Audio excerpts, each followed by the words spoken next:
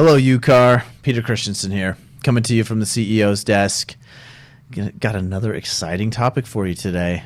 We're actually going to continue with the topic we had last week, which was multiple offers. It's just too great a subject to cover in one session, maybe even two. We might need 3, 4, I don't know. Multiple offers. So last week we talked about whether or not you could counter an offer that had expired, that the acceptance deadline had passed. So if you want to know more about that, check out our video. You can find a link to our library, Hours of Fun of Legal Topics, in that YouTube library. So check that out if you want to see that video or any of the others we've done. So today, here's our scenario. Buyer A puts in an offer on the 16th of July. With an acceptance deadline, not a response deadline, see last video, an acceptance deadline of the 18th. Seller gets it and says, oh, this is not bad, but I'd like to tweak a few things, counters it that same day on the 16th, counters it with an acceptance deadline of the 19th. Well, the next day, on the 17th, buyer B, so separate buyer, puts in an offer.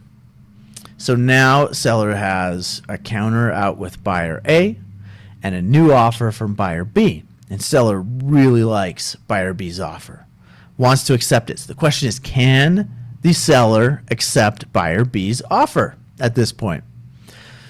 The short answer is yes, because it's a valid offer, so seller can accept it. However, seller has a counter offer looming right now with buyer A. So seller would want to rescind buyer A's counteroffer, seller's counteroffer to buyer A, I should say, before seller accepts buyer B's offer. Otherwise, what could happen is buyer A accepts seller's counter, seller accepts buyer B's offer, and now seller is under contract with 2 different buyers for the same property.